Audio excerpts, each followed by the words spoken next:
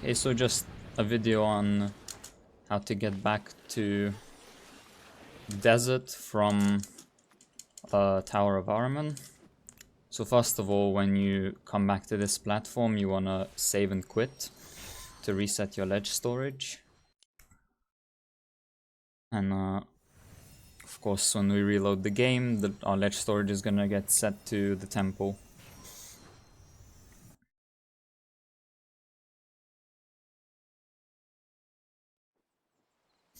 Okay, so we've loaded in, we've got the ledge storage. We're gonna ledge warp from this beam here. The setup for this is as follows. So you see these three kind of pillars on the fence. There's 1, 2, and 3. You wanna go up to the third one, and so the one on the right, and kind of line up the prince's head with it like that. It's not insanely precise, but you want to do roughly that and just walk onto the beam like that. Then step off. So that's going to put you in a somewhat consistent position. It's consistent enough for the purposes of this setup. Then you want to line up the right side of the prince's head with the right side of that column in the background. So like this. So see there's that column thing in the background.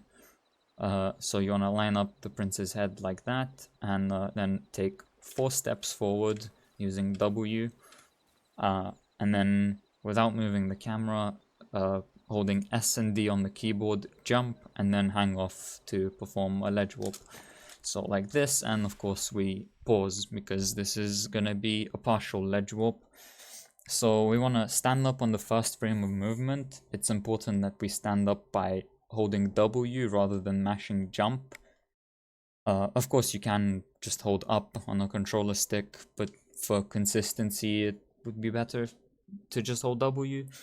But anyway, so we can just look at the background. When the background changes, that's the first frame of movement, and that's when we can stand up. So let's see.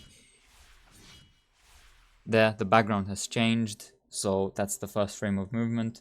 Now we just hold W out of the pause menu and get out of the pause menu, and we'll end up here. So now from here, we jump forward, we land here, delay slightly, then holding S and D on the keyboard, jump back. So the prince gets like a stagger when he lands there, and it takes him some time to stand up. You have to jump back before he stands up. Otherwise, he's gonna fall through the floor. In fact, I can demonstrate this. If I go back, he will still fall through the floor. Well, he's... That's why you want to use the setup, so that you don't get stuck like this. Okay, we're good. Now, exactly how much you delay that jump when you land there depends on your PC, I think. I'm not certain about this, but I'm fairly sure this is performance-based. So once you jump back, this area kind of loads and then, deloads and then loads back in for a tiny amount of time. But once it's deloaded, you can actually fall through the floor here. And so you don't want that to happen. So on my PC, if I jump back immediately, that can happen sometimes.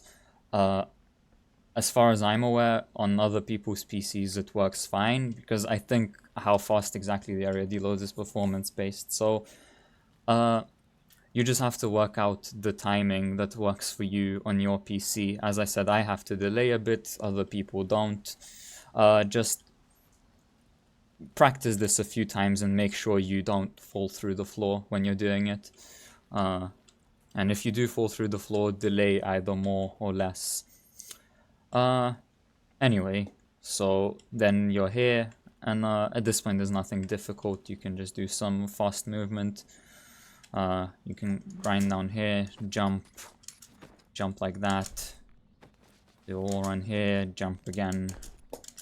It's nothing particularly difficult, just some movement like that. And you get here, and then In the next video, I'll explain how to do reverse barrier skip from here.